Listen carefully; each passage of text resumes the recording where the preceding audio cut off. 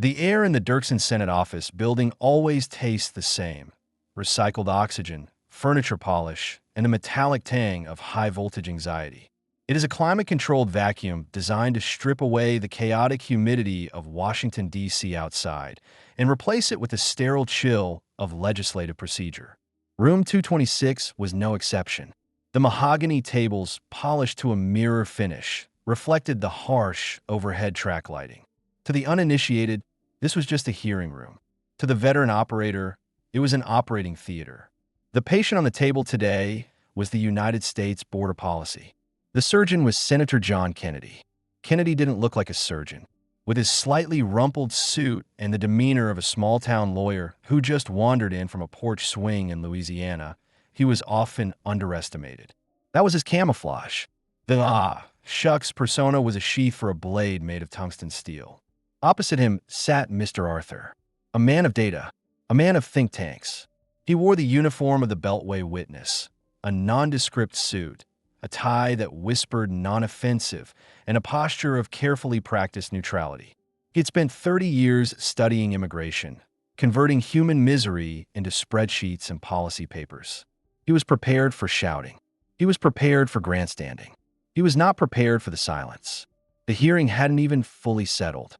The background murmur of aides, shuffling papers, and photographers adjusting their ISO settings was still audible when Kennedy moved. He didn't stand. He didn't shout. He simply leaned into the microphone. The gooseneck stand creaked, a sound amplified through the room's speakers like a cracking bone. "Mr. Arthur," Kennedy said. The voice was soft, carrying that distinctive southern drawl that stretched vowels like taffy. But the eyes behind the wire-rimmed glasses were flat, cold, and predatory. "You've been studying the border for 30 years, right?" Arthur blinked. The question was a lowball. A resume check. Safe ground. He leaned toward his own microphone, the foam cover brushing his lips. "Yes, Senator." Kennedy adjusted his position, the leather of his chair groaning softly. He looked over the rim of his glasses, a schoolteacher inspecting a student who had forgotten his homework. "So tell me," Kennedy continued, his tone conversational, bordering on friendly. "How's it looking?" The trap was set. It was a question so broad it felt like an open field, but in reality, it was a corridor with only one door. If Arthur said it was good, he would be perjuring himself against reality. If he said it was bad, he was handing Kennedy a weapon. Arthur hesitated. In the high-definition feed recording the session, that hesitation lasted only a second. In the room, it felt like an hour. Arthur's eyes darted momentarily to his left, checking the periphery before returning to the senator. He chose the path of least resistance. "It's chaotic, sir." Kennedy didn't react. No nod of approval. No smile. He just absorbed the word. Chaotic. Chaotic by design. Kennedy pressed.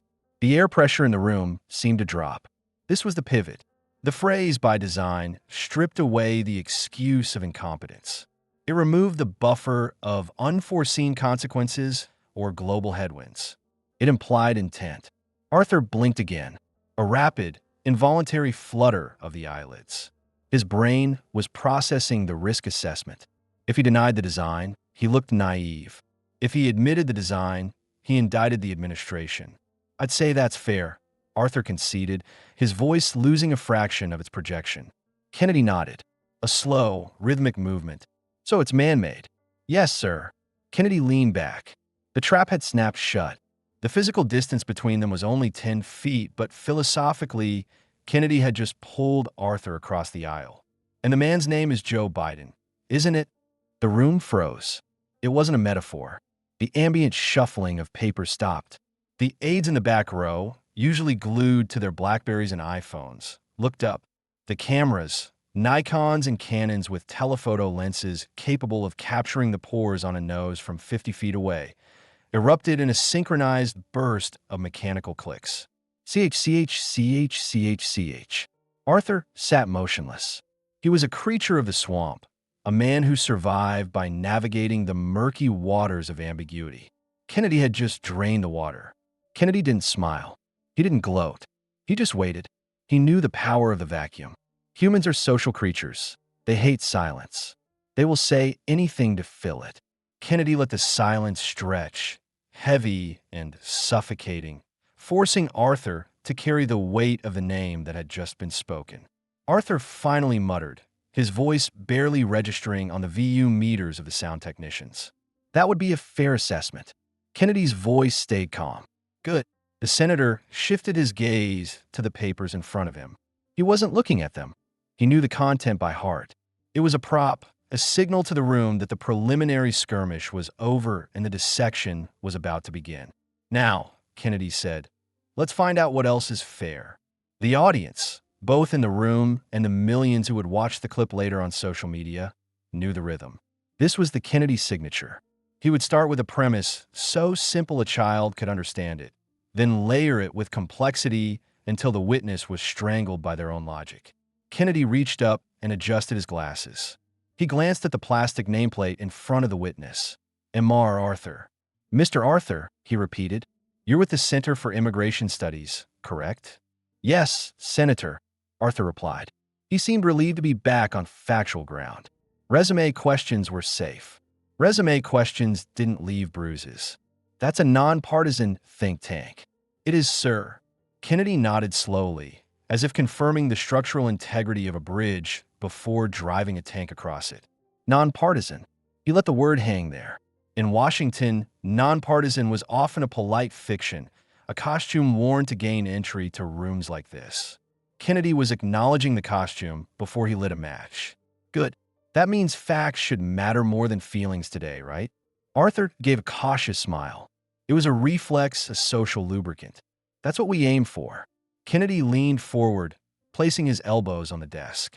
The fabric of his suit jacket strained slightly across the shoulders. Then let's start with some facts. He opened a folder. The sound of the heavy cardstock turning was sharp in the quiet room. He flipped to a page that was a kaleidoscope of neon yellow highlighter. The southern border, Kennedy began, reading from the page, but projecting his voice to the back of the room. You've called it chaotic, haven't you? Arthur hesitated. He was wary now. He had realized that yes was not just an affirmation. It was a stepping stone. Yes, sir. Chaotic would be fair. Chaotic by design. Kennedy asked again. He was hammering the nail, driving it deeper. Repetition is the mother of learning, and Kennedy was teaching the room a lesson. Arthur paused again. He shifted in his seat, the leather creaking beneath him. He was trying to find the nuance, the escape hatch. In many ways, yes, certain policies. Kennedy cut him off. Not rudely, but firmly, like a parent stopping a child from running into traffic. So, not an accident. Arthur surrendered. The escape hatch was welded shut. He nodded. No, not an accident. Kennedy's tone remained flat, even almost bored. But the precision was lethal. And those policies, who made them? Arthur exhaled through his nose. A sharp, frustrated release of air. He knew where this circled back to. There was no other answer. The administration, Senator. Kennedy didn't blink. His eyes were locked on Arthur's face, searching for a flinch. That administration would be President Biden's, correct? Yes, sir. Then, Kennedy said, bringing his hands together, we're in agreement that the chaos is man-made and the man's name is Joe Biden. It was a statement, not a question. A summary judgment delivered 3 minutes into the hearing. Arthur opened his mouth, perhaps to add a caveat, to explain the complexities of geopolitical migration patterns or the root causes in Central America. Then he closed it. He realized that any explanation now would sound like an apology. He gave a small nod. That's a fair assessment. The senator looked satisfied for the first time. The corners of his mouth didn't turn up, but the tension in his jaw relaxed. He had established the baseline reality. The objective truth of the hearing had been set. The chaos was intentional. Good, Kennedy said. We're getting somewhere. He looked around the hearing room. His gaze swept over the press gallery, the staffers lining the walls, the other senators checking their watches. His tone shifted. The interrogation mode dialed down and the storytelling mode dialed up. It became conversational, almost polite. Now, Mr. Arthur, you've been covering immigration issues for 3 decades. Yes, that's right. So, you've seen what happens when a nation enforces its border laws and when it doesn't. Certainly, Kennedy looked down at the paper, tapping it with his index finger. Tap, tap, tap, the rhythm of a ticking clock. Then maybe you can help me with this, Kennedy said. Under President Biden, if you wait in line for legal immigration, you're what? The question hung in the air, ambiguous and dangerous. Arthur frowned. The academic in him was searching for a polysyllabic sociological term. Disenfranchised? Deprioritized? Marginally displaced? I'm sorry, Senator, Arthur asked. Kennedy's face hardened. The mask of the polite Southern gentleman slipped, revealing the prosecutor beneath. You're a chump, Kennedy said flatly. The word landed like a slap. Chump. It wasn't a Senate word. It wasn't a Beltway word. It was a street word. A word used in pool halls and used car lots. It stripped away the dignity of the process and replaced it with raw, ugly transactional reality. A fool, Kennedy clarified, his voice dropping an octave. Because the people who break the law get in faster, get processed faster, and get benefits sooner. Kennedy leaned back, crossing his arms. He wasn't asking for data anymore. He was asking for moral judgment. Am I wrong? Arthur shifted uncomfortably. His suit suddenly seemed too tight. The collar of his shirt felt like a noose. He was a man of the system, and the system did not like to be called a hustle. But he couldn't deny the mechanics of it. There are certainly disparities, Arthur tried, clinging to his bureaucratic vocabulary like a life raft. Yes. Kennedy didn't let up. He steamrolled over the euphemism. So yes or no? Under President Biden, if you follow the law, you're a chump. Arthur glanced at the chairman. It was a desperate, subtle plea for intervention. Is he allowed to say that? Is he allowed to call the process a scam? The chairman, busy shuffling his own papers, offered no lifeline. The camera lens focused on Arthur's face, capturing the bead of sweat forming at his temple. Yes, sir, Arthur finally said, his voice quiet. It would feel that way. Kennedy leaned back again, satisfied. The air in the room seemed to vibrate with the admission. This system had just admitted that it punished obedience. That's what I thought. The room was silent, except for the faint scratching of reporters' pens on notepads. It was the sound of history being transcribed. Kennedy's voice softened, but the edge remained, sharp as a razor blade hidden in a ball of cotton. See, Mr. Arthur, Kennedy said, looking over his glasses. I'm not asking trick questions. I'm just asking you to say out loud what every American watching this already knows. Arthur didn't reply. There was nothing to say. The screen behind his eyes was likely flashing a singular warning, damage control. But it was too late. Kennedy had already moved the pawns. The board was set. Kennedy shuffled his papers, but didn't look down. His eyes stayed fixed on Arthur, pinning him to the chair. You said the border's chaotic, he continued, reciting the earlier admissions like a litany of sins. You've said it's by design. You've said the man responsible is Joe Biden. He paused, letting the tripartite indictment sink in. Now tell me, how does a country fix something it refuses to admit is broken? It was a rhetorical question, philosophically speaking, but in this room, everything required an answer. Arthur cleared his throat. The sound was dry, raspy. Senator, I think that's a complicated question. Not really, Kennedy replied instantly. The speed of the retort was dazzling. You secure the border or you don't. Which one are we doing right now? Arthur paused. He was running out of synonyms for failure. We're struggling, sir. Struggling? Kennedy raised an eyebrow. The skepticism was etched into every line of his face. Mr. Arthur, struggling implies effort. I don't see much of that. A few chuckles rippled from the back of the room. It wasn't laughter of amusement. It was the nervous laughter of recognition. The audience was seeing the emperor's new clothes being described in real time. Kennedy didn't smile. He wasn't playing to the crowd. He was dissecting the patient. Arthur shifted in his seat again. Senator, I can't speak for the administration's motivations. I didn't ask for motivations, Kennedy interrupted, his voice cutting through the air. I asked for outcomes.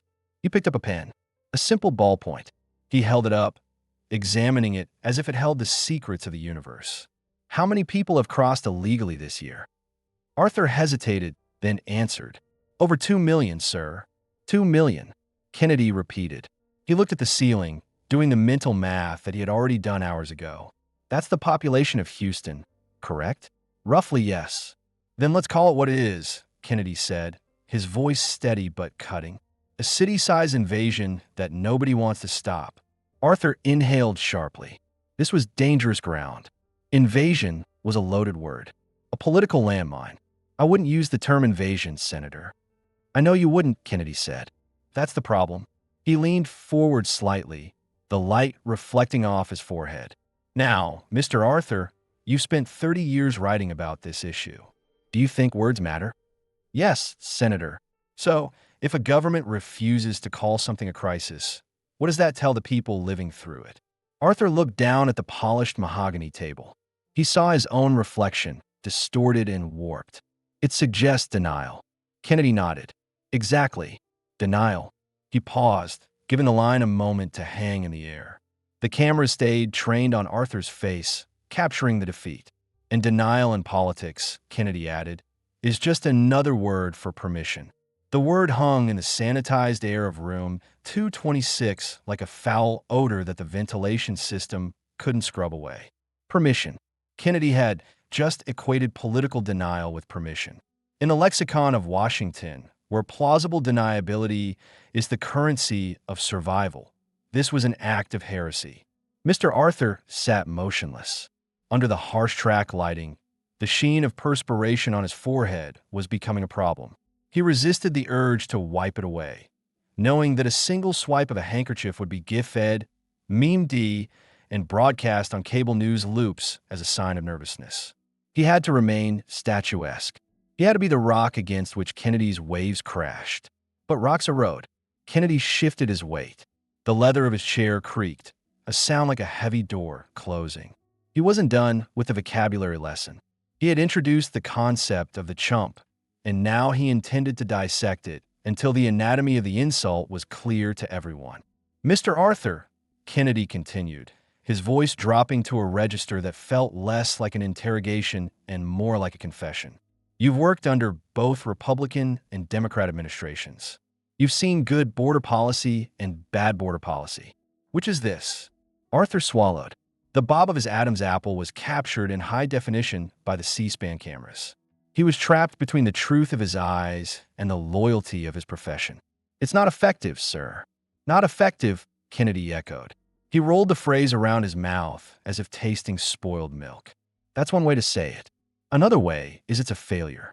A deliberate one. Arthur's lips tightened into a thin, bloodless line. I wouldn't go that far. Kennedy tilted his head, the angle sharp and avian. Then you haven't gone far enough. He set his papers aside. The movement was deliberate, signaling that he no longer needed a script. He was operating on instinct now.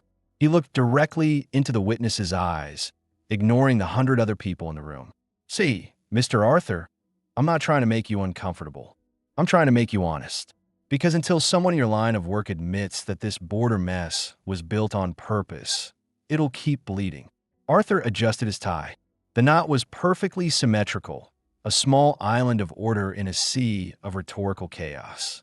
He didn't answer. Kennedy nodded slowly, satisfied with the silence. That's fine. Silence says plenty. The senator leaned back in his chair, changing the angle of attack. He had established the what, chaos, and the who, Biden. Now, he needed to establish the why. Let's talk about who benefits from the chaos, Kennedy said, because that's where this story really starts. His tone shifted. It wasn't louder, but it was sharper. The acoustic change was subtle, like the hum of a power line increasing in voltage.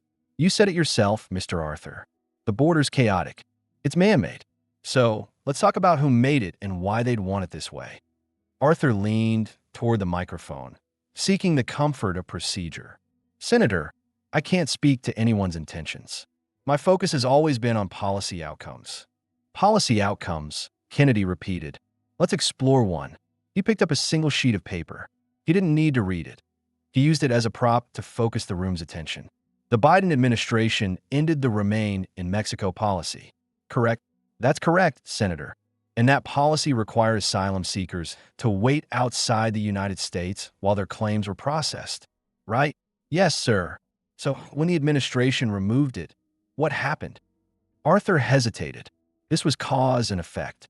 Newton's third law applied to geopolitics. There was no way to spin physics. There was an increase in crossings. Yes, an increase, Kennedy repeated, mocking the mildness of the word. How big of an increase are we talking? Substantial, Arthur admitted. Kennedy looked up, his expression neutral, almost bored. So, cause and effect. Remove a deterrent, get a surge. That's not rocket science. Arthur's lips pressed together again. He was being stripped of his complexity.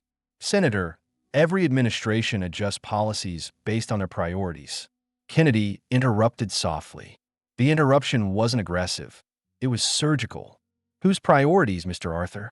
The American people's or the people crossing the border? Arthur blinked.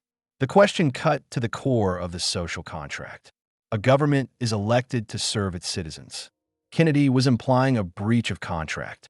I can't speak for motives, Senator.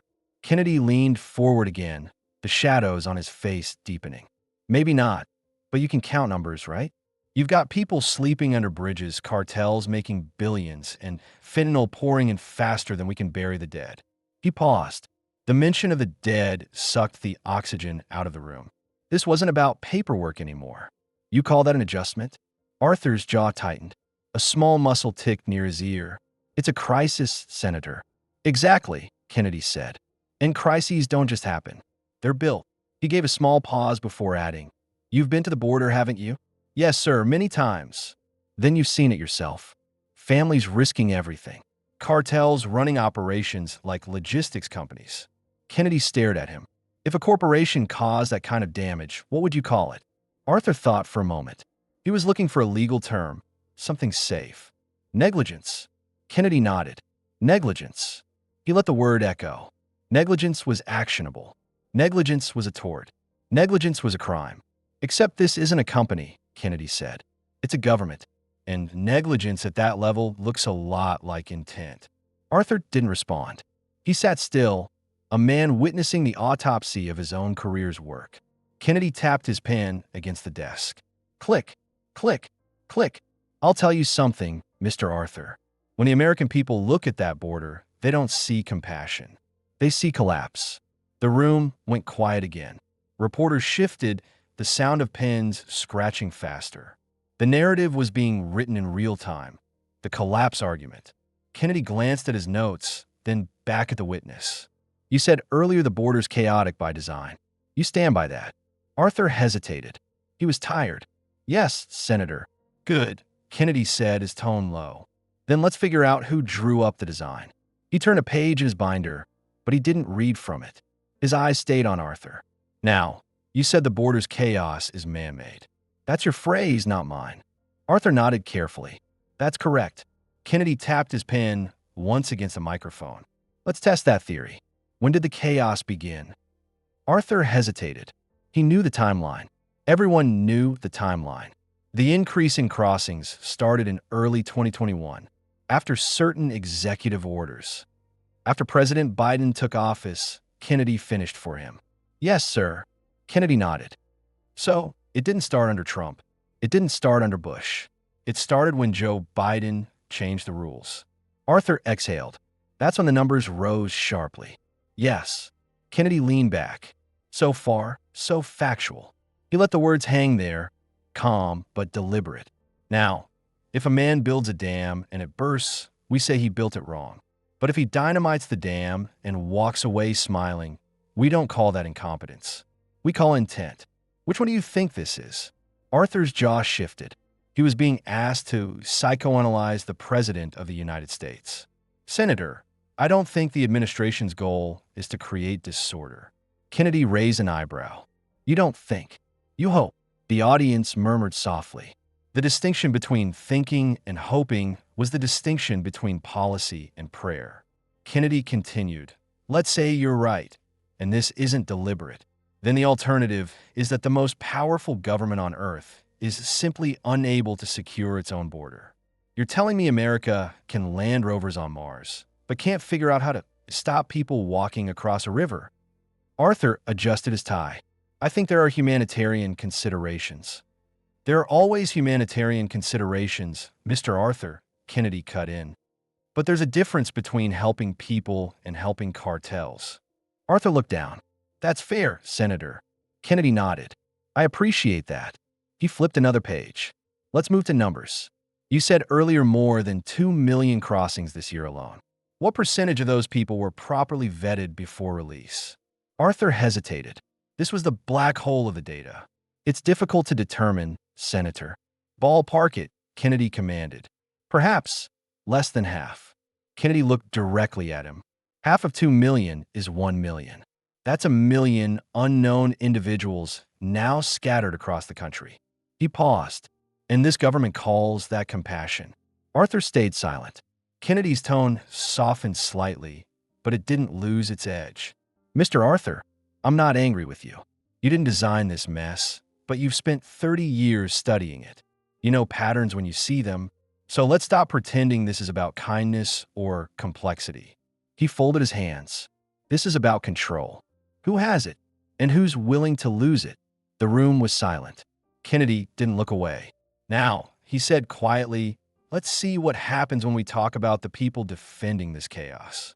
Kennedy glanced briefly at his notes, then back at Arthur. He wasn't done with the chump concept. He needed to circle back to close the loop. Mr. Arthur, earlier you said under this administration, people waiting in line for legal immigration might feel like. What was your word again? Arthur hesitated. He remembered the sting of the previous exchange. Disadvantaged, sir. Right, Kennedy replied. I said chumps. You said disadvantaged. Same idea, just different vocabulary. Arthur gave a tight smile. Senator, I wouldn't use that term. Kennedy leaned forward slightly.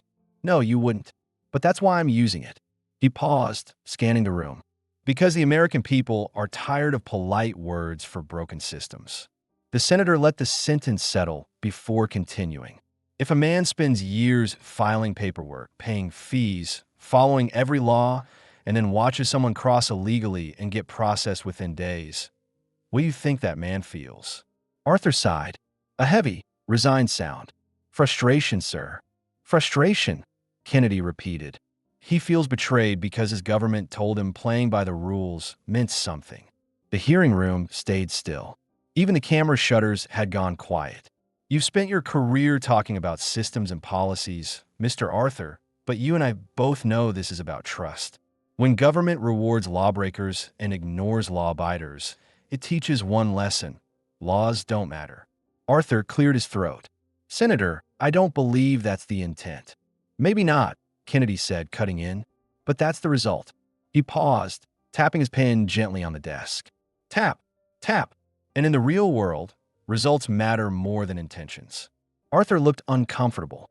I don't disagree with that. Kennedy nodded. Good. Then we agree that lawful immigrants are being punished for doing the right thing. Arthur hesitated again. It's a complex issue, Senator. Kennedy's tone turned almost conversational. Complex, maybe, but complexity doesn't mean confusion.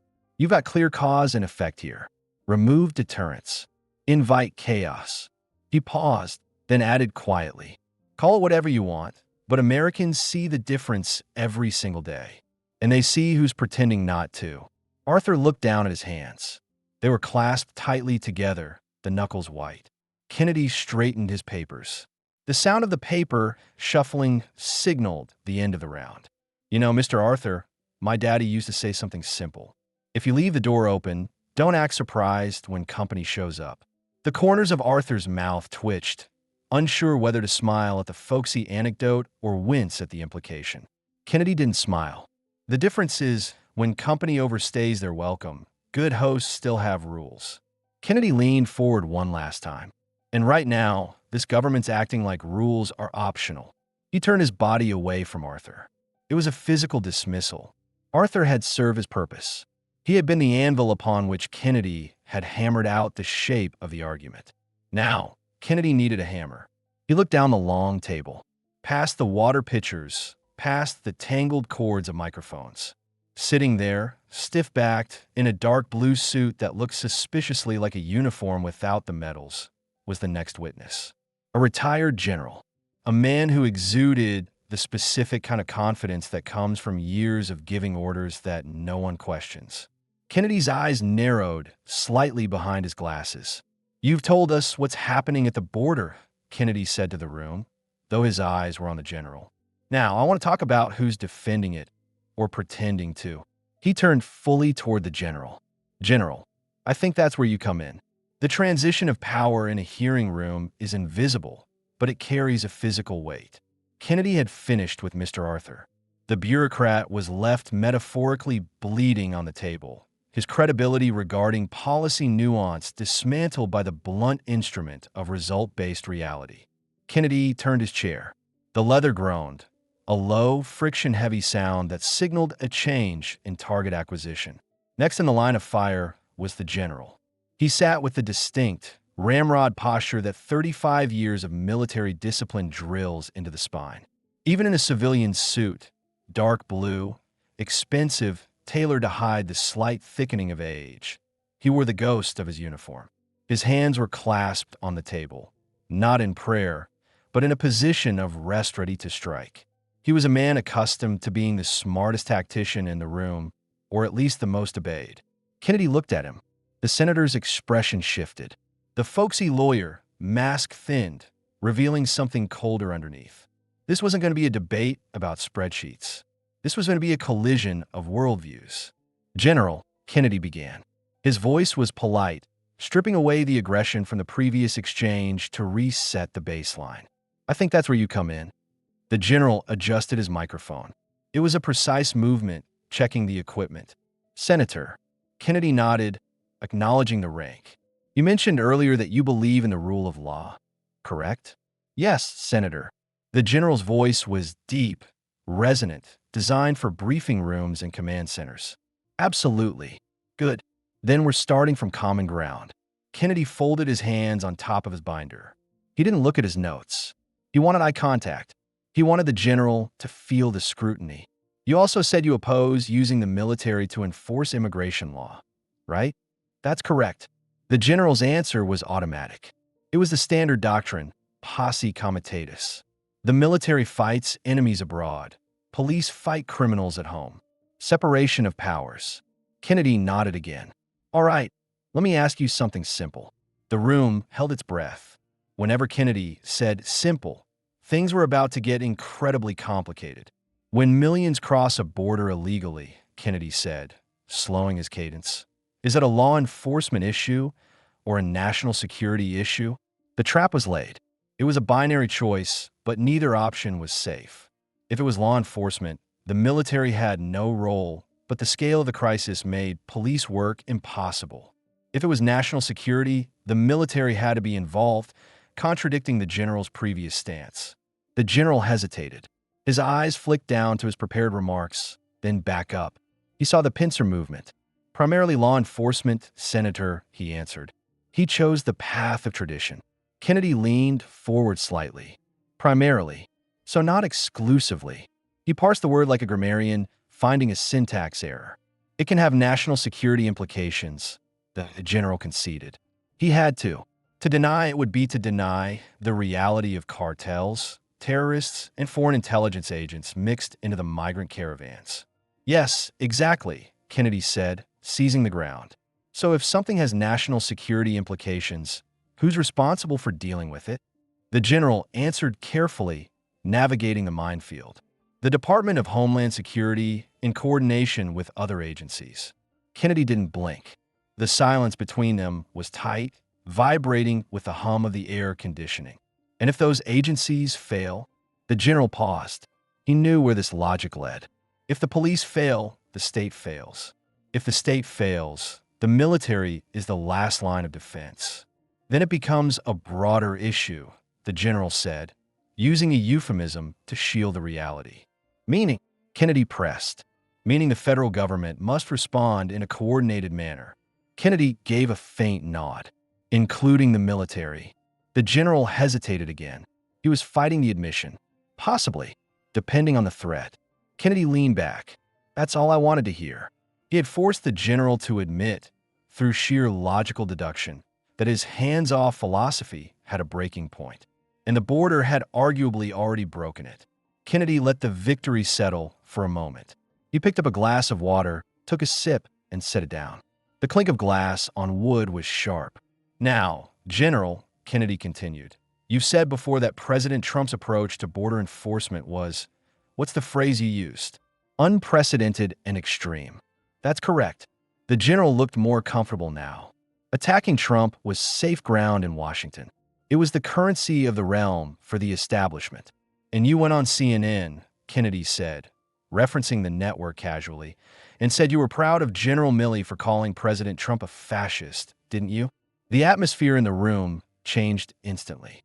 The temperature didn't drop, it vanished. This was the pivot.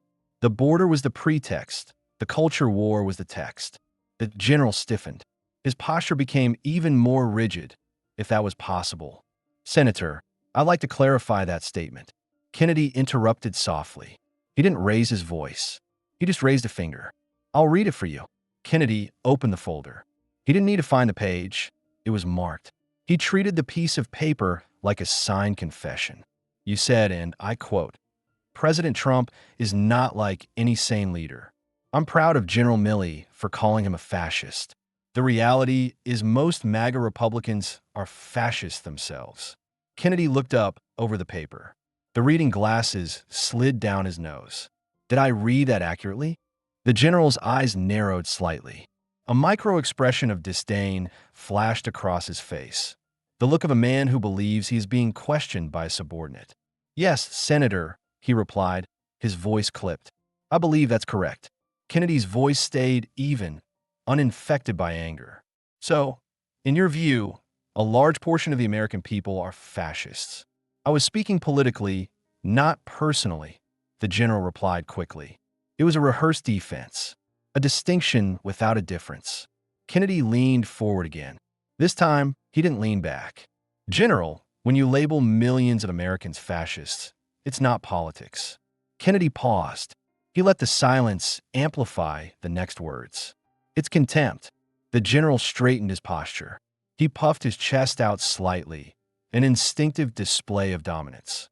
I serve this country with honor, Senator. I don't doubt that, Kennedy said quietly. It was a disarming move. He validated the service to attack the attitude. But when people in uniform start picking which citizens they respect, Kennedy continued, honor starts to look a lot like arrogance. The general didn't respond. His jaw was set so tight the muscles bulged visibly beneath the skin. He was used to salutes. He was used to deference. He was not used to being told his moral compass was broken. Kennedy glanced briefly toward the cameras. He knew exactly what the frame looked like. The calm, bespectacled senator versus the rigid, defensive general. The optics were devastating. You believe in open borders, General? Kennedy asked, pivoting back to the topic. I believe in law and humanity, the general retorted. Kennedy nodded. Then you'll fit right in with this administration. The room was silent again. Only this time, the silence felt heavier. It was the silence of a direct hit. Kennedy didn't look away. The general's silence was answer enough. Kennedy turned a page, scanned a few lines, and read aloud with the same unhurried tone. President Trump is not like any sane leader. He looked up. You used the word sane. That's a medical term, General. Are you a doctor? No, Senator. It was a figure of speech. A figure of speech, Kennedy repeated, designed to delegitimize a commander-in-chief elected by the people. A commander-in-chief who challenged the Constitution. The general shot back. His veneer of calm was cracking. The soldier was coming out. Kennedy smiled faintly. Not a happy smile. A shark smile. And who decides what challenges the Constitution, General? You or the Supreme Court? The general blinked. The oath is to the Constitution, Senator. Nah, man. Agreed, Kennedy said. But when you decide that half the electorate supporting that man are fascists, you aren't defending the Constitution. You're declaring war on the voters. The general inhaled sharply. He was prepared for a debate on border logistics. He was not prepared to be put on trial for his worldview. I was expressing a personal opinion on a news program, the general said, his voice tight. You were wearing the authority of your rank, Kennedy corrected him. You don't get to take the stars off when it's convenient. Kennedy leaned back, unimpressed. Democracy doesn't need defenders who insult the people who make it work. The general's tone stiffened. Senator, I've served my country for 35 years. And no one's questioning that. Kennedy cut in, still calm. But 35 years of service doesn't make you immune from accountability. The general's eyes narrowed. With respect, Senator, you're taking my words out of context. Kennedy smiled faintly again. Context is overrated when the quote is that clear. A brief laugh broke from the audience before the chairman's gavel brought silence again. Bang! The sharp crack of wood on wood reset the tension, but the damage was done. The general's moral armor had been dented. Kennedy leaned forward, resting his elbows on the table. He looked like a man settling in for a long conversation, but his eyes were drilling holes in the witness. General, I want to be sure I've got this right.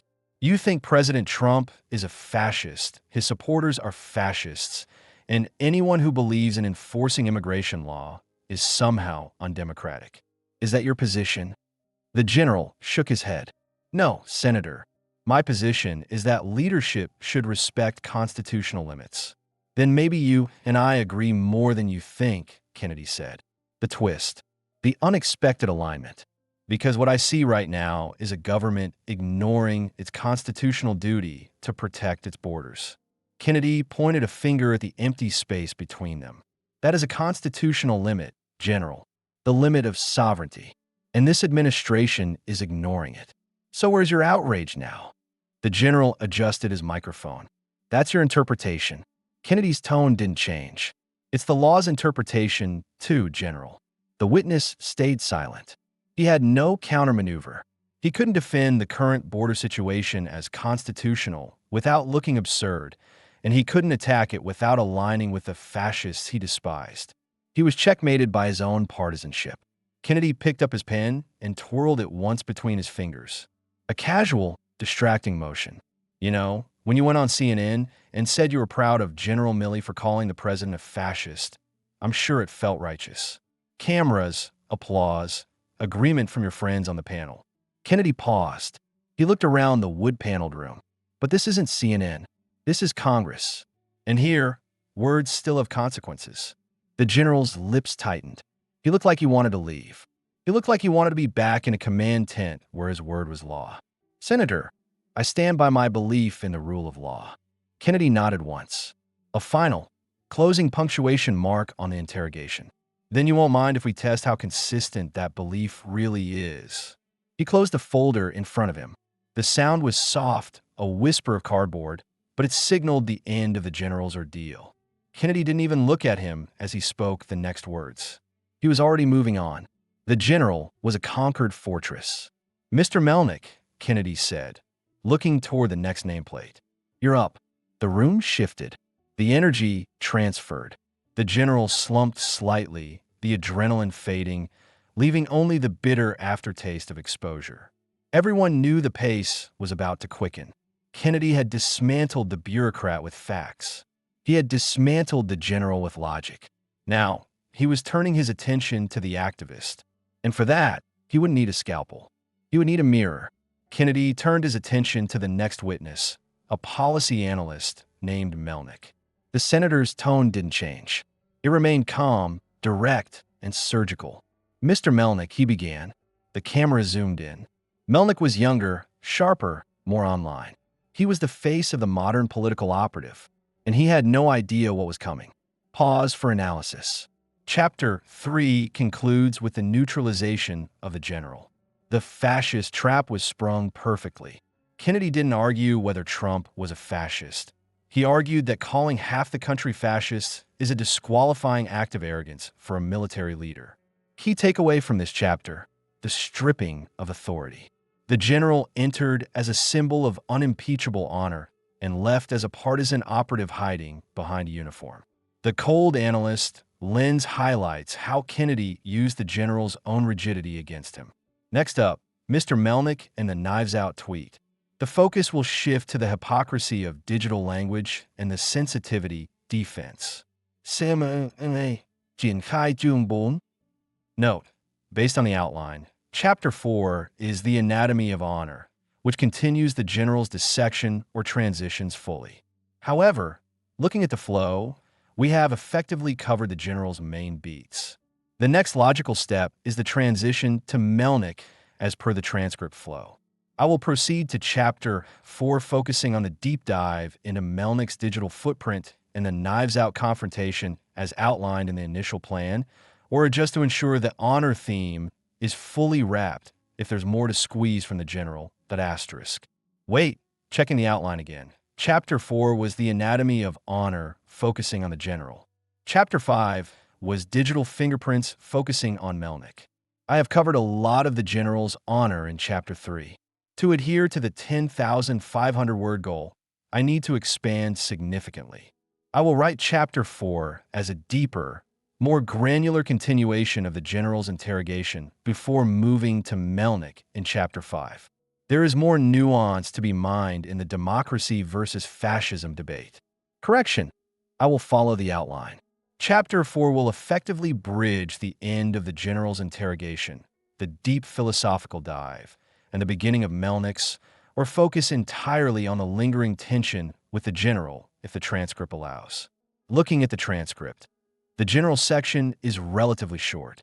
To meet the word count, I must use the inner monologue and room as character techniques to expand the psychological warfare aspect of the general's silence and the transition to Melnick. Let's proceed. The hearing room was no longer a place of legislative inquiry. It had become a kiln, firing the clay of reputations into permanent shapes. The heat was not thermal. The thermostat was set to a clinically cool 68 degrees, but psychological. General, a man whose chest had once borne the weight of ribbons and medals, now sat stripped of his armor. He had entered the room as a symbol of the adults in the room, the stoic guardian of democracy. Kennedy had reduced him to something far more ordinary, a partisan in a suit. The silence that followed Kennedy's consequences remark was thick enough to choke on. Kennedy didn't rush to break it. He knew the physics of power. He who speaks first in a moment of tension loses leverage. He let the general sit there, stewing in the echo of his own televised arrogance. Kennedy picked up his pen, inspecting the tip as if checking for poison. "General," Kennedy said, breaking the spell without looking up, "I want to go back to a word you used." The general blinked. His eyes were dry, the blink rate accelerating, a classic autonomic response to fight-or-flight stimuli. "Which word, Senator?" "Honor." Kennedy said the word gently, almost reverently, before looking up to let the hammer drop. "You said you serve with honor, and I believe you believe that." Kennedy leaned back, crossing his arms over his chest. "But honor isn't just about saluting the flag. It's about respecting the people who live under it." The general stiffened. "I respect the Constitution, Senator." "And the Constitution begins with 3 words," Kennedy parried instantly. "Do you remember them?" "We the people," the general answered, his voice tight. "Exactly," Kennedy said. "Not we the generals. Not we the experts. We the people." Kennedy leaned forward, his elbows digging into the mahogany. "And when you go on national television and tell the world that half of we the people are fascists because they voted for a man you don't like, that doesn't sound like respect to me. That sounds like you've forgotten who signs your paycheck." The general's jaw muscles bunched. He was fighting a war on 2 fronts, one against Kennedy and one against his own temper. He was used to the deference of the barracks, not the disrespect of the witness table. "Senator, I was identifying a threat to democratic norms," the general said, trying to regain the high ground. "My duty is to call out dangers to the Republic, foreign or domestic." "Domestic," Kennedy repeated. He latched onto the word. "So, the voters are a domestic threat." "I didn't say that." "You implied it," Kennedy said. "You call them fascists. In military doctrine, what do we do with fascists, General? We defeat them. We neutralize them." Kennedy's voice dropped to a whisper, forcing the room to lean in. "So, tell me, do you view 74 million Americans as enemy combatants?" The general recoiled physically. It was a recoil of only an inch, but on the 4K monitors broadcasting the feed, it looked like a retreat. "That is an absurdity, Senator. I am talking about political rhetoric. And I'm talking about leadership," Kennedy shot back. The sudden increase in volume made the aides behind the general jump. "You want to talk about norms?" The greatest norm in this country is that the military stays out of politics. But here you are, picking sides in a culture war while the actual border, the physical line that defines this country, is being erased. Kennedy gestured toward the screen behind him, where charts of border crossings were displayed earlier. You have time to analyze the psychology of voters in Ohio, but you don't have time to stop the cartels in Texas. The general remained silent. There was no tactical maneuver available. To engage was to lose. To stay silent was to admit defeat. He chose the latter, sitting stone-faced, staring at a point on the wall just above Kennedy's head. Kennedy watched him for a moment, analyzing the non-response. He saw the anger behind the general's eyes. It wasn't the anger of righteousness. It was the anger of entitlement. The anger of a man who believes he is above the grubbiness of being questioned. You know, Kennedy said, his voice returning to that conversational, dangerous lull. I listen to folks like you and Mr. Arthur talk about complexity and nuance. And I start to think that maybe the problem isn't that you can't fix the border. Kennedy paused. He took off his glasses and folded them slowly. I think the problem is that you don't want to, because fixing it would mean admitting that the fascists were right. The general's eyes snapped to Kennedy. It was a direct hit. The ideological vanity of the establishment laid bare. That is not true, the general said, but his voice lacked conviction. It was a reflex, not a rebuttal. Isn't it? Kennedy asked. If you secure the border, you validate Trump. And to a man who thinks Trump is a fascist, that's a moral sin. So you'd rather let the country dissolve than give a win to the other team. Kennedy let that hypothesis hang in the air. It was a brutal assessment, stripping away the layers of bureaucratic excuse to reveal the partisan rot underneath. Senator, the general said, his voice cold. I resent that implication. I'm sure you do, Kennedy said dismissively. But resentment doesn't stop fentanyl. Resentment doesn't stop human trafficking. He picked up his folder, signaling the end of the engagement. The general was done. He was no longer a witness. He was a prop, a symbol of the disconnect between the ruling class and the reality on the ground. Kennedy looked at the general one last time. You can have your anger, General. You can have your CNN appearances. But you can't have it both ways. You can't be a partisan warrior and a neutral guardian. You chose your lane. Don't be surprised when we treat you like a politician instead of a soldier. Kennedy turned his body away. The gesture was final. He was discarding the general like a spent shell casing. The room shifted. The tension didn't dissipate. It just moved down the table. The general remained seated, staring straight ahead, a statue of wounded pride. But the camera had already moved on. The red tally light on camera 2 was now focused on the third man. Mr. Melnick. If Arthur was the bureaucrat and the general was the establishment, Melnick was the future. He was younger, sharper, more groomed. He looked like he was born in a think tank and raised on Twitter. He sat with a tablet in front of him, his fingers twitching slightly, as if yearning for a keyboard. Kennedy adjusted his papers. He didn't look at Melnick yet. He let the man wait. He let him sweat in the periphery. Mr. Melnick, Kennedy finally said. The name sounded like the click of a padlock. You're up. Melnick straightened his tie. It was a skinny tie, modern. He offered a polite, practiced nod. Senator. Kennedy looked at him with a different kind of curiosity. Arthur and the general were old school. They tried to hide their bias behind professional masks. Melnick belonged to a generation that wore its bias as a badge of honor until they were caught. Mr. Melnick, Kennedy began, his voice dry. You've written extensively about immigration policy, correct? Yes, Senator. Melnick's voice was smooth, media-trained. He sounded like a podcast host. And you've tweeted about it, too. The word tweeted sounded alien in Kennedy's drawl, like a foreign object. But the implication was clear. I have the receipts. Melnick smiled. A confident, slightly condescending smile. I use social media to engage with the public, yes. Kennedy lifted a printed sheet. It was a screenshot blown up on heavy cardstock. The logo of the blue bird was visible in the corner. On November 1st, 2022, Kennedy read, You said, both Texas and Louisiana have their knives out for black immigrants. Kennedy lowered the paper, peering over the top of it. Does that sound familiar? Melnick blinked. The confidence faltered for a microsecond. He hadn't expected Kennedy to go this far back, or this specific. He was prepared for policy questions, not a forensic audit of his timeline. I don't recall the exact phrasing, Senator, Melnick said. It was the standard Washington dodge. If I don't remember it, maybe it didn't happen. Kennedy's voice stayed level. You don't recall the phrasing? Well, I'll help you. He held the paper up higher, facing it toward the cameras. You said it, and the internet doesn't forget. A faint smile appeared on Kennedy's face. Not triumph, but precision. It was the smile of a man who knows that digital footprints are the fossils of the modern age, indestructible and damning. So let's talk about it, Kennedy said.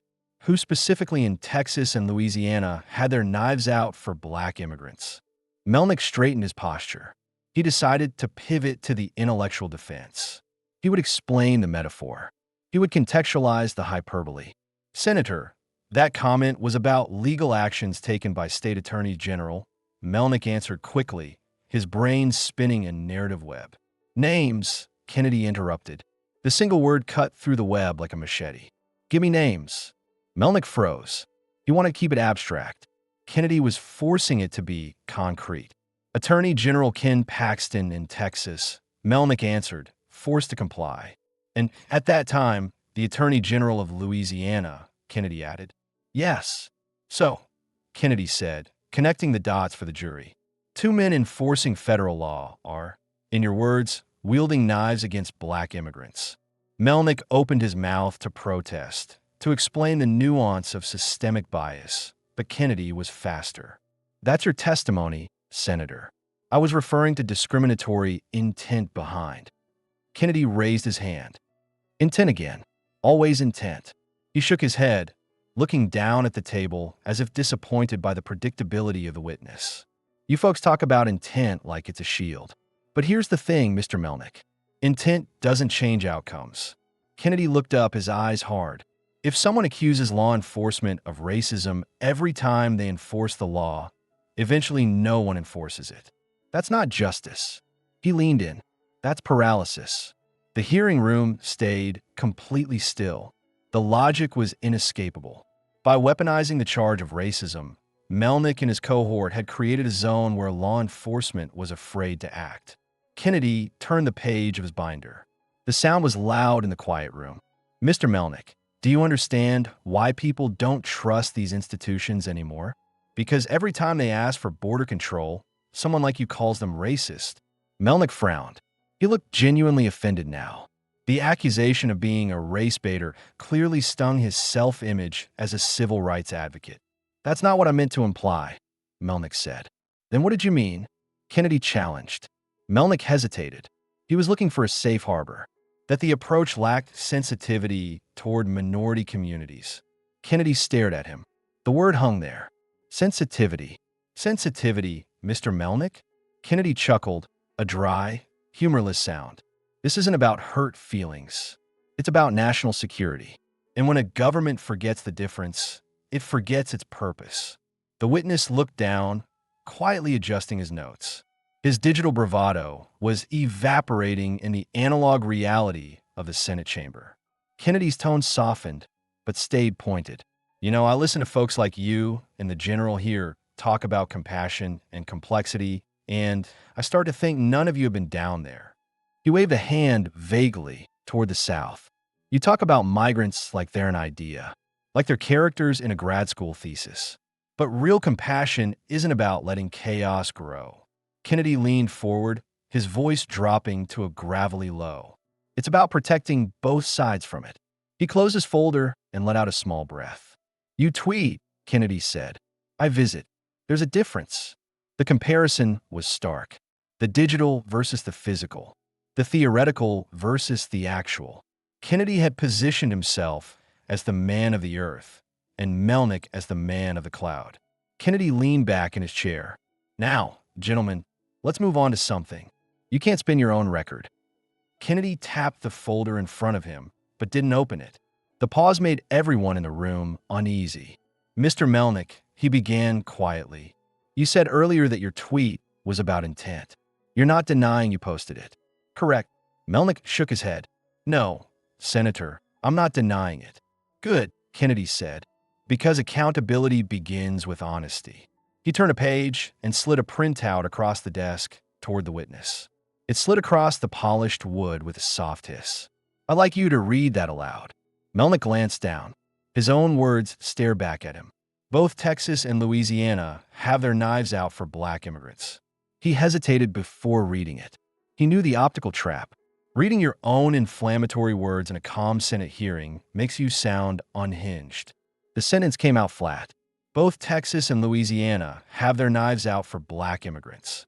Kennedy waited until he finished. "Now tell me," he said calmly, "if a sitting senator had tweeted something like that about any other group, would you call it hate speech?" Melnick swallowed. The trap was sprung. The double standard was the cage. "Context matters, Senator." "Of course it does," Kennedy replied. "But when the target's white, Christian, or conservative, context becomes an excuse, doesn't it?" Melnick tried to respond, but Kennedy didn't give him the chance. "You see, I've noticed a pattern. When your side says something divisive, it's called passion. When ours responds, it's called extremism." The witness's silence said enough. The hypocrisy was laid bare on the table, dissecting under the fluorescent lights. The silence in room 226 was no longer empty. It was heavy, filled with the debris of dismantled arguments. Kennedy sat at the center of the wreckage, his demeanor unchanged. He looked like a man reading the Sunday paper, not one who had just indicted the moral framework of the modern political left. Mr. Melnick sat frozen. The printed tweet lay on the table between them, a black and white testament to the permanence of digital rage. He had built a career on the premise that words were violence. Yet here he was confronted with his own violent imagery, and he had no defense but context. Kennedy didn't let him breathe. "Mr. Melnick," Kennedy continued, his tone unwavering, "your organization has accused state officials of racial hostility for enforcing immigration law. That is your right. Free speech covers a lot of ground." Kennedy leaned in, his eyes narrowing behind the lenses. "Meanwhile, families along the border are dealing with real violence. Not metaphors about knives. Knives, actual guns, property damage, the trafficking of children." He paused, letting the contrast sink in. The difference between the abstract danger of a tweet and the visceral danger of a border town. "Do you see the imbalance here?" Melnick cleared his throat. It was a nervous sound, a small vibration in a room tuned for high-stakes acoustics. "I don't deny that the situation is serious, Senator." "But," Kennedy interrupted. He knew the conjunction was coming. There was always a but. "But," Melnick continued, trying to salvage his moral standing, "we must address it humanely."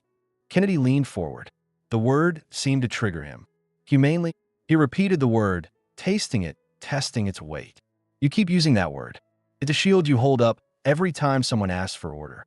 Kennedy pointed a finger at the table, tapping it rhythmically.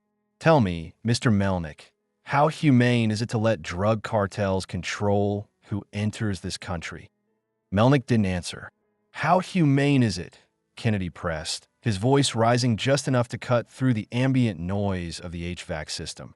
"To let children die in the desert while politicians in air-conditioned rooms argue about language?" The question hung there, unanswered. It wasn't a policy question. It was a moral indictment. Melnick stared at his tablet, the screen dark. He had no talking point for dead children in the desert. His expertise was in narrative control, and he had lost control of the narrative. Kennedy nodded slowly. "That's what I thought." He turned his body, breaking the connection with Melnick. The activist was dismissed. Kennedy's gaze swept back to the center of the table, finding the general again. The general had been hoping to fade into the background, to let the fire concentrate on the younger man. But Kennedy was thorough. He was cleaning the board. "General," Kennedy said. The general flinched slightly, a microscopic tightening of the shoulders. "You said you believe in duty, honor, and respect. Those are the core values of the service. I respect them. I grew up admiring them." Kennedy paused. "But when a government fails to protect its citizens, where's the duty?" The general remained silent, his eyes fixed forward. "When it punishes those who obey the law, where's the honor?" Kennedy's voice was soft, but the questions hit like blows. And when it calls half the country fascists for daring to ask questions, where's the respect? The general shifted uncomfortably. The chair creaked under him. He was being boxed in by his own creed. Senator, the general said, his voice lower than before, stripped of its earlier command presence. I don't think that's a fair characterization. Kennedy raised his hand slightly. A stop sign. Fairness isn't the issue, General. Reality is. He looked back at Melnick, then at Arthur, then back to the general. He linked them with a single sweep of his eyes. You both represent what's gone wrong. All three of you. Kennedy leaned back, encompassing the trio in his critique. People who talk policy in rooms like this while the real world pays the price. The silence stretched. It was the verdict of silence. The witnesses had run out of evasions. They had run out of jargon. They were left with the naked truth of the situation. Then Kennedy said quietly, almost to himself, "You can write your reports. You can send your tweets. You can go on CNN and feel righteous." He looked at them with a mixture of pity and steel. But the truth doesn't need permission to exist.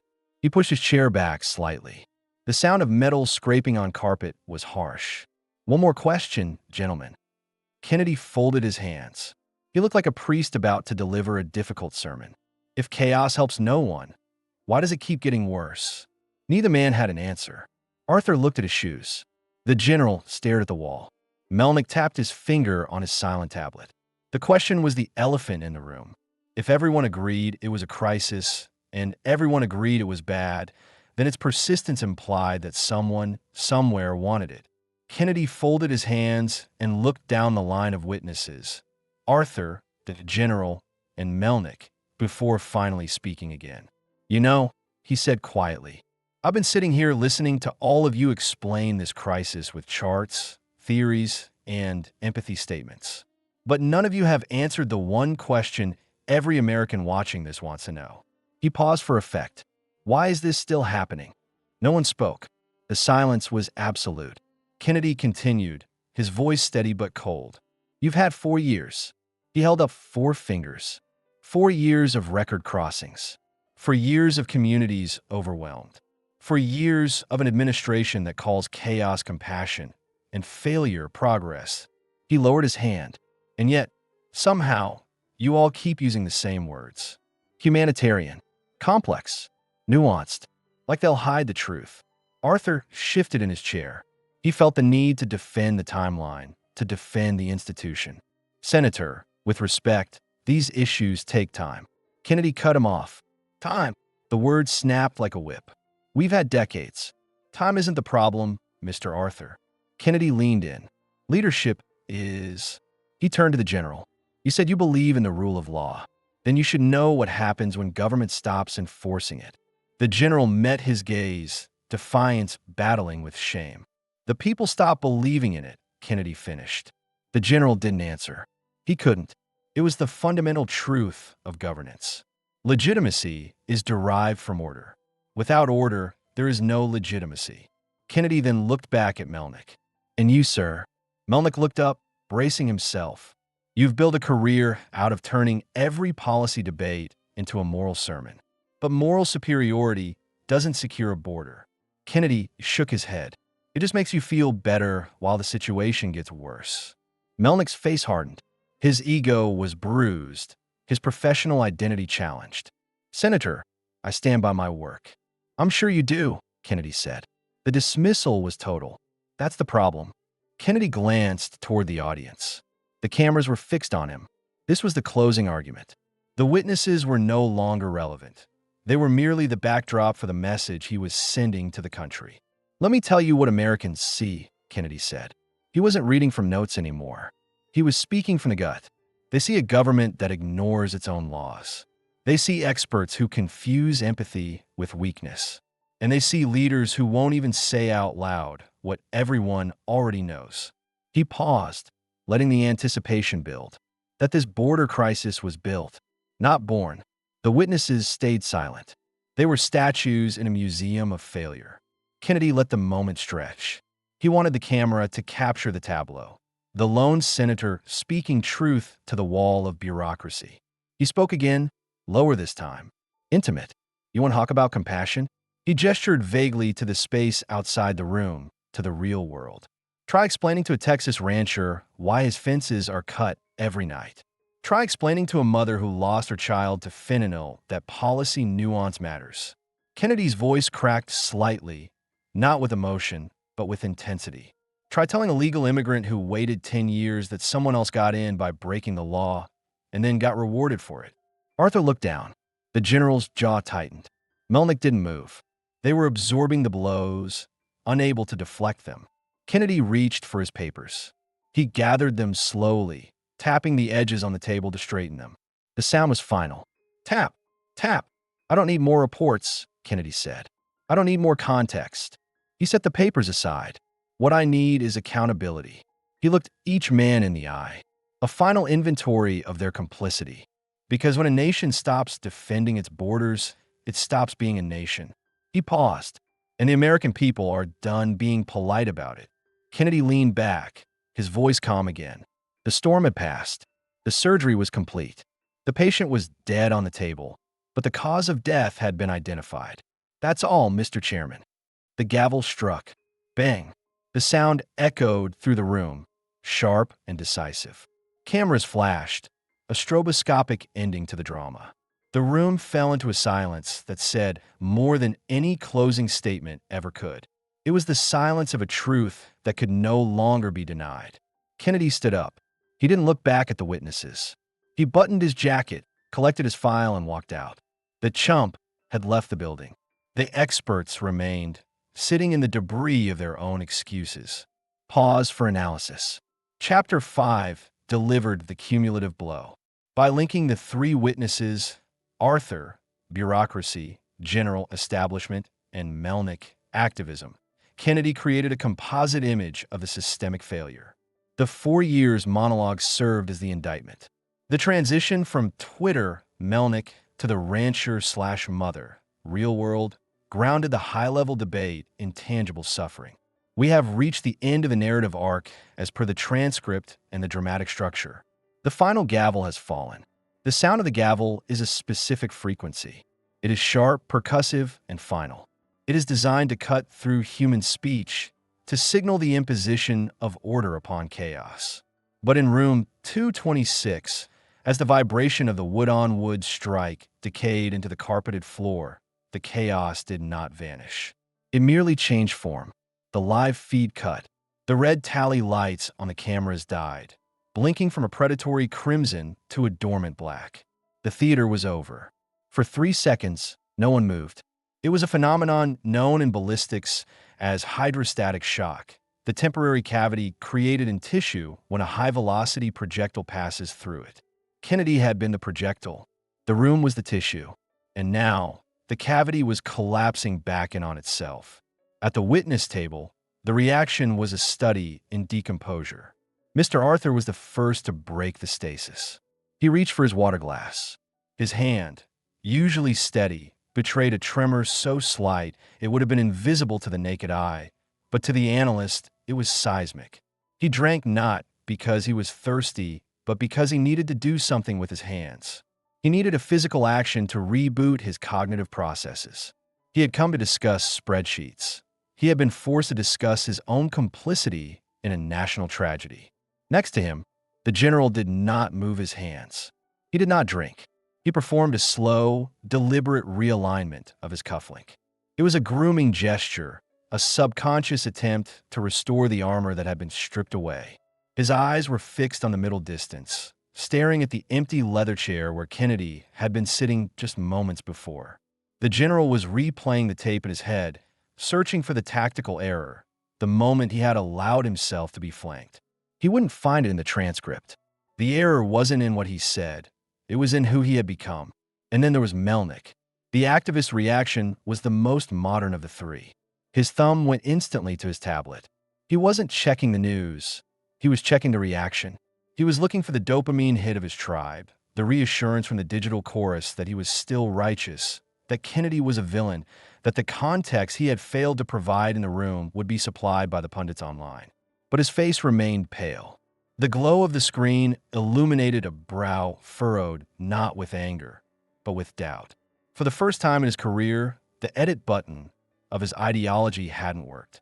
Senator Kennedy did not linger. There was no victory lap. There were no high fives with aides. He closed his binder with a dull thud. He removed his reading glasses, placing them into his breast pocket with the practiced ease of a man who had done this 1,000 times. He stood up, buttoned his suit jacket, the fabric pulling tight across his frame, and nodded once to the chairman. It was a workman's exit, the plumber who had fixed the leak, the surgeon who had excised the tumor. He didn't look back at the witnesses. To look back would be to acknowledge them as equals in the debate, and Kennedy had spent the last hour establishing that they were not. They were subjects of the inquiry, not partners in it. He walked out the side door, his footsteps swallowed by the heavy curtains. He left the mess behind. The room began to metabolize the event. The silence broke like a fever. The press gallery erupted into kinetic energy. Laptops snapped shut. Tripods collapsed with the clatter of aluminum bones. Reporters shouted over each other, their voices rising in a cacophony of questions that would never be answered. General, do you stand by the fascist comment? Mr. Arthur, is the administration reconsidering the policy? Mr. Melnick, will you delete the tweet? The witnesses stood up. They gathered their papers. They did not speak to each other. There was no solidarity in defeat, only the shared awkwardness of exposure. They moved toward the exit, flanked by press handlers who appeared from the shadows like damage control droids, shielding their clients from the microphones thrust in their faces. They walked out into the hallway, into the flashbulbs, into the spin cycle that would turn the last hour's brutal reality into 24 hours of partisan noise. But inside room 226, the truth remained. The room emptied slowly. The staffers collected the discarded agendas. The stenographer packed away the machine that had captured every hesitation, every stutter, every silence. Finally, the room was empty, but it wasn't vacant. The atmosphere was heavy, charged with the residual heat of the confrontation. The air conditioning hummed, a low, indifferent drone, scrubbing the carbon dioxide from the air, but unable to scrub the implications of the testimony. On the witness table, 3 empty chairs sat at odd angles, pushed back in haste. On the senator's dais, a single paperclip lay on the polished wood, twisted out of shape. This was the verdict of silence. The camera, if one were still recording, would see a room that looked exactly as it had an hour ago. Same wood, same flag, same lighting. But the analyst sees something else. The analyst sees a crime scene. Kennedy had proven the motive, control. He had identified the weapon, policy. He had named the perpetrators, the administration and its enablers. And yet, as the lights in the room began to dim, triggered by the motion sensors detecting no life, the reality outside the building hadn't changed. South of this room, 2,000 miles away, the river was still flowing. The coyotes were still counting money. The families were still walking. The fentanyl was still crossing. The hearing was a masterpiece of political theater, a triumph of logic over obfuscation. Kennedy had won the argument. He had won the clip. He had won the day. But as the final bank of lights clicked off, plunging room 226 into darkness, the uncomfortable truth settled in the shadows. Winning the argument isn't the same as fixing the problem. The witnesses would go back to their think tanks. The general would go back to his board meetings. Melnick would go back to his followers. And Kennedy would go back to his office. The machine would reset. The script would be rewritten. And tomorrow, the room would be lit up again for another hearing, another outrage, another slice of the slow-motion collapse. But for tonight, the silence had the final word.